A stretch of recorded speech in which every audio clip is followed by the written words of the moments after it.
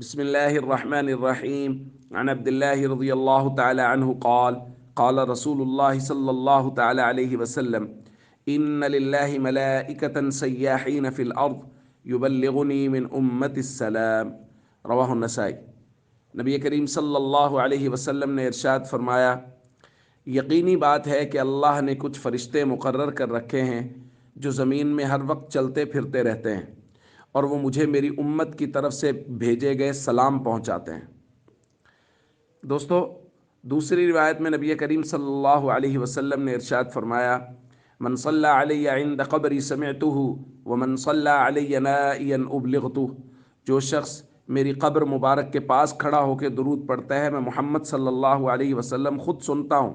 اور حضور نے فرمایا، جو شخص کہیں دور سے درود پڑھتا ہے، فرشتوں کے ذریعہ سے وہ درود مجھ تک پہنچایا جاتا ہے، اور جو فرشتوں کے ذریعہ سے پہنچایا جاتا ہے اس کی وضاحت آج والی حدیث میں آ گئی کہ کچھ فرشتوں کا کام ہی یہ ہے کہ وہ ساری زمین میں چلتے پھرتے رہتے ہیں، جہاں سے بھی درود و سلام کا ہدیہ امتی بھیج رہے ہوتے ہیں وہ فرشتوں کے ذریعہ نبی کریم صلی اللہ علیہ وسلم تک پہنچتا ہے۔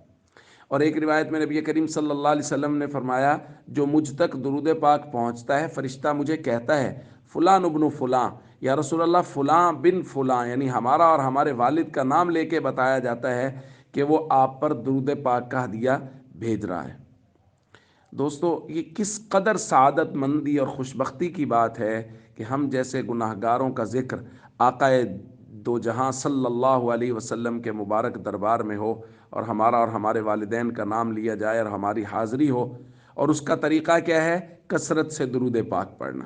یہ اتنا مبارک عمل ہے کہ نبی پاک صلی اللہ علیہ وسلم کے مبارک دربار میں حاضری لگتی ہے۔ اس لیے کثرت سے درود پاک کا اہتمام کریں تاکہ اس پاک دربار میں ہمارا نام بار بار پکارا جائے۔ السلام علیکم ورحمۃ اللہ وبرکاتہ۔